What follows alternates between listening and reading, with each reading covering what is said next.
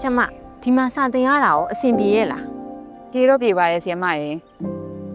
ဟိုဒါပေမဲ့လေသူတို့လေးနဲ့စကားပြောတိုင်းသူတို့ကျမကိုပြန်ကြည့်ရဲ့ကြည့်လေးတွေကလေကျမပြောနေတာနားမလည်ဘူးလို့ခံစားနေရတယ်သူတို့လေးနားလေလောက်ကျမဘယ်လိုပြောဆိုရမလဲမသိတော့ပါဘူးဆီယမရေ ဆရာမရေကျမလေးစောထူးလေးနဲ့စတွေ့တုန်းကလည်းတပုံစံနဲ့ပဲစောထူးလေးဒီเจ้าမို့အတော်လှမ်းဝေးတဲ့ရွာနေပြီးပြောင်းလာတော့က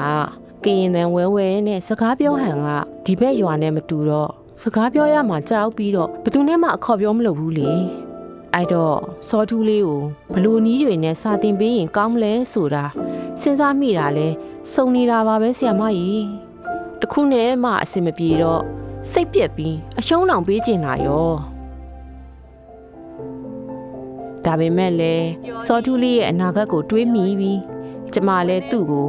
အမူအရာတွေစိတ်ဝင်စားစရာဂိမ်းတွေအုပ်စုလုပ်ငန်းတွေအဖွဲလိုက်အတူတူပါဝင်ရတဲ့နည်းတွေကိုသုံးပြီးစတင်ကြည့်တယ်လေအဲ့လိုနဲ့တဖြည်းဖြည်းကျမနဲ့သူနဲ့အချင်းချင်းနားလည်လာကြတာပေါ့ဆရာမကြီး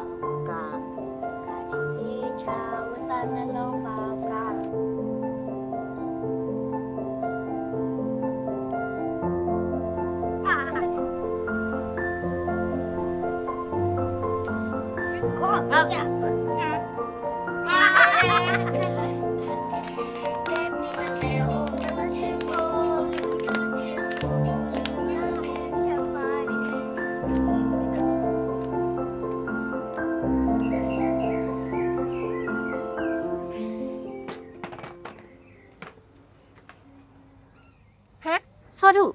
ဒီနေ့ကျောင်းပိတ်ရက်လေးတာ ဟုတ်ကဲ့ပါဆရာမို့ဒါအကြောင်းကိုတည်ရလို့ဆရာမို့ဘလာကိုတာပါ အဲ့ဆိုရင်တော့ဆရာမရဲ့ဒီခုံလေးဝိုင်းစီကေနော်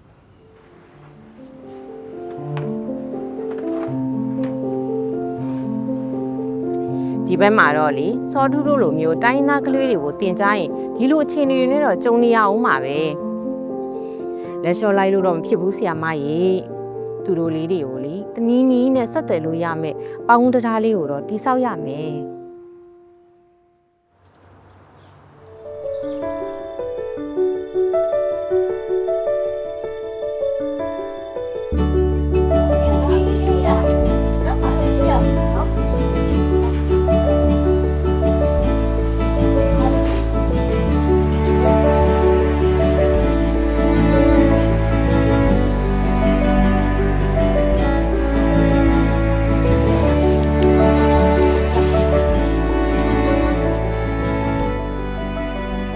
စောထူးလေးကဆရာတယောက်ဖြစ်ချင်တယ်လို့တခါမှမပြောဘူးဒါပေမဲ့လည်းသူတည်ထားသမျှကိုတခြားကလေးတွေကိုပြန်လဲဝေမျှတယ်တခြားကလေးတွေပြောတာကိုလည်းသူကနားထောင်ပြီးတယ်လေပြီးတော့လေကျမသူ့ကိုတင်ပေးခဲ့တယ်လို့သူလေးသူများတွေကိုပြန်တင်ပေးတတ်နေပြီသူတို့လေးတွေကိုထိထိရောက်ရောက်ပညာသင်ကြားပေးနိုင်ဖို့ယုံကြည်မှုဆိုတဲ့ပေါင်းမှုတရားကိုအရင်တိဆောက်နိုင်ရမယ်ဒါမှသူတို့လေးတွေရဲ့တည်ယူနိုင်စွမ်းကိုပိုးပြီးအထောက်အကူပြုနိုင်မှာ